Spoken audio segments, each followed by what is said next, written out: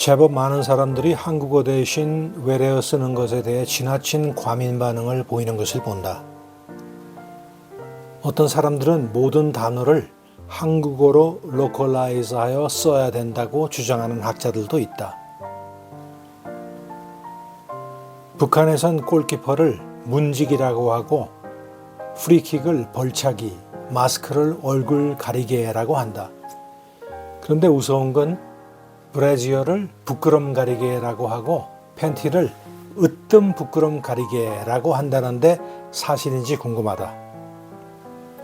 조금 더 예를 들어보자면 일본식 발음 라면은 꼬부랑국수, 도넛은 가락지빵, 뮤지컬은 가무 이야기, 젤리는 단묵, 노크는 손기척, 주스는 과일 단물 등으로 고쳐서 말한다고 한다. 언어는 서로 간의 교통의 수단이다. 그러므로 일단 빨리 그리고 확실하게 전달하고 이해하는 것이 중요하다.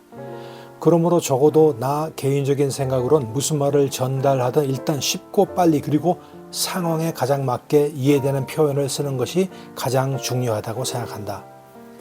1970년도에 미국 육군 대장이 한국을 방문하여 주한미군 부대를 방문했다. 갑자기 연설을 하기로 했는데 한국 병사들도 같이 참석하는 것이니 당연히 통역이 필요했다. 서둘러 통역을 구하니 적당한 사람이 있을리 만무했다. 이리저리 하여 그 중에서 대학 영문과 다니다 입대한 사병 하나가 발견되어 통역을 강제로 맡게 되었다. 지금과는 달리 그 당시 영문과는 그냥 문법을 배우는 곳이다. 무슨 통역을 하겠는가?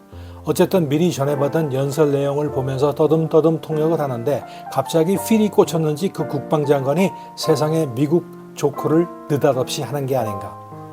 그 사병이 그 조커를 알아들을 확률은 내가 7천만 불 로또에 당첨될 확률보다 더 적었을 것이고 혹 알아들었다고 해도 그것을 어떻게 한국말로 통역을 실시간으로 하겠는가. 그래서 그 사병이 그냥 한국말로 다들 그냥 웃어 했단다. 이게 대박이 났다. 미군과 한국 병사들이 거의 0.1초 차이도 안 나게 동시에 웃어버린 것이다. 나도 설교 통역도 해보고 일상 통역도 해보았지만 순차 통역은 그런대로 여유가 있다. 그러나 동시 통역은 어렵다. 더군다나 어법 순서가 전혀 다른 영어에서 한국어 통역은 일단 뒤를 들어봐야 앞의 번역이 나오는 경우도 많은 거로 거의 동시에 통역하기가 불가능한데 위의 경우는 거의 동시에 웃음이 나왔다는 것 자체가 신기에 가까운 통역 실력이라고 생각된 것이다. 들리는 말에 의하면 그 육군 장관이 세상에 이렇게 통역 잘하는 한국 사람 처음 봤다며 포상 휴가를 보내라고 했다는데 사실인지 아닌지는 그 아무도 모른다. 아무튼 말은 말이다. 언어는 언어다. 그리고 언어는 재치와 임기응변의 기술이다. 그 의미가 전해지고 정치적 외교적으로 한자 한자 면밀하게 번역이 요구되지 않는 한 일상생활에서의 언어는 교통하는 수단에 지나지 않는다. 골프장에서 내 파트너가 300야드 났을 때 나이샷 하는 게 그냥 자연스럽고 어감도 좋다. 그걸 굳이 좋은 타격 이래야 되겠는가.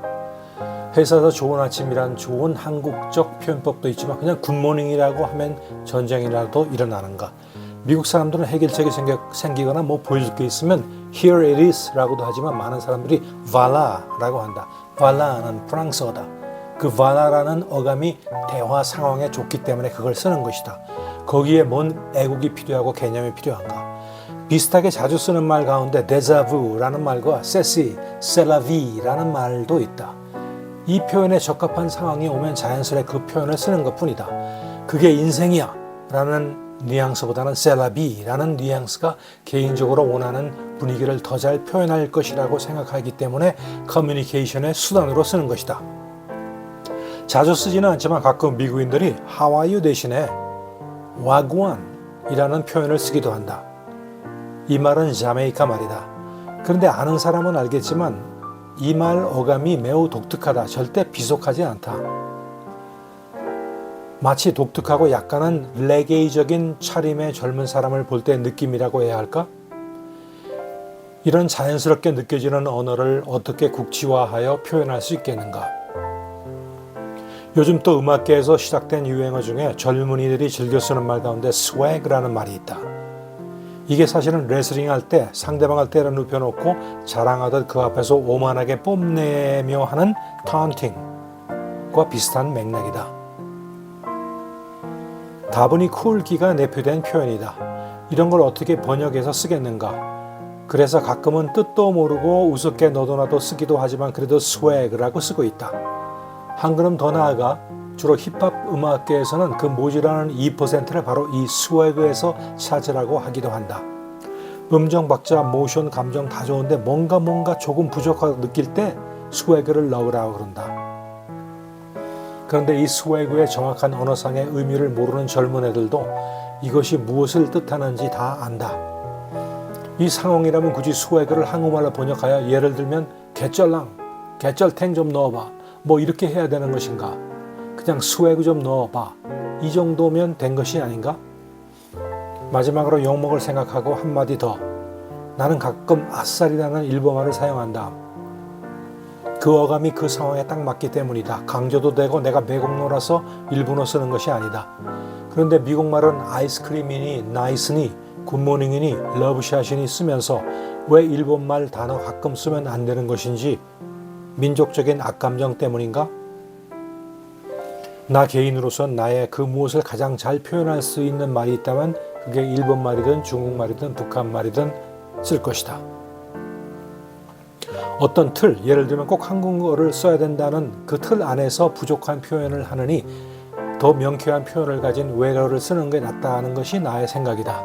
어떤 큰 의미를 거기다 부여하는 것은 아니고 그냥 대화 소통의 가장 효과적인 수단을 쓰겠다는 것이다.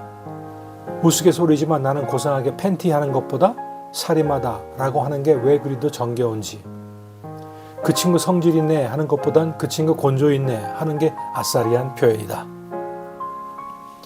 예전에 인기 끌었던 TV 드라마 야인시대에서 두목하고 부르는 것보단 오야봉이라고 부르는 게 훨씬 리얼감이 있었던 건 사실이다.